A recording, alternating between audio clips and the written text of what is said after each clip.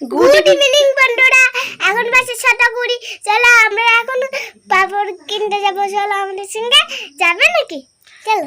তো অঙ্কিতা পড়াশুনো কমপ্লিট হলো আর এখন বলছে মামাকে খাবার দিতে হবে, তার জন্য আমরা যাচ্ছি আমাদের পাড়ার মোড়ে। তো বন্ধুরা রেডি হয়ে গেছি আর মায়ের একটা শাড়ি পরে নিয়েছি, আর এদিকে অঙ্কিতা যেটা পরেছিল সেটা পরেই যাচ্ছে। তো দেখো একদম বেরিয়ে গেছে, আর অঙ্কিতা দেখো এদিকে টাকা পয়সা গোটো করছে। কত টাকা নিয়েছিস? ওর হাতে দেখো কত টাকা পয়সা।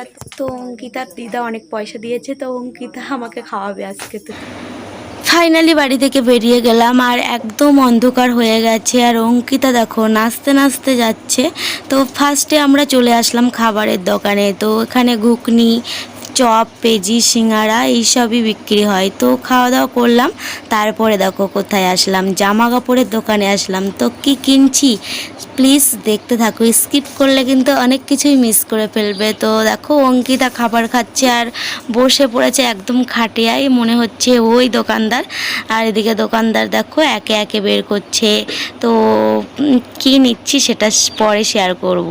তো আমার পছন্দ হচ্ছিল না, অনেক জিনিসপত্র দেখলাম, তো তারপরে পছন্দ করলাম। আমার জন্য কিছু নিলাম, অঙ্কিতার জন্য কিছু নিলাম, আর একটা বোনের জন্য নিলাম। তো কি কি নিলাম চলো দেখতে থাকো। আর এদিকে দোকানদার তো আমার কাছ থেকে অনেক অনেক টাকা নিয়ে নিচ্ছিল, দামগুলো বেশি বেশি বলছিল, তার জন্য একটু দোকানদারের সঙ্গে আমি মানে তর্ক বিতর্ক করছিলাম। তো আমাদের বাড়ির পাশে আমার চেনে জানে। তো বন্ধুরা ফাইনালি চলে আসলাম আর কিছু কেনাকাটি করলাম। তো কি কিনলাম তোমাদের সঙ্গে শেয়ার করি, দেখতে থাকো।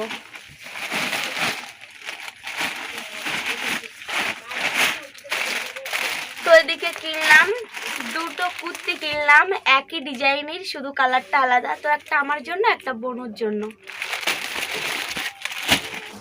আর অঙ্কিতার জন্য দেখো টপ কিনেছি, এই একটা টপ, আর এদিকে প্যান্ট ছোট ছোট দুটো।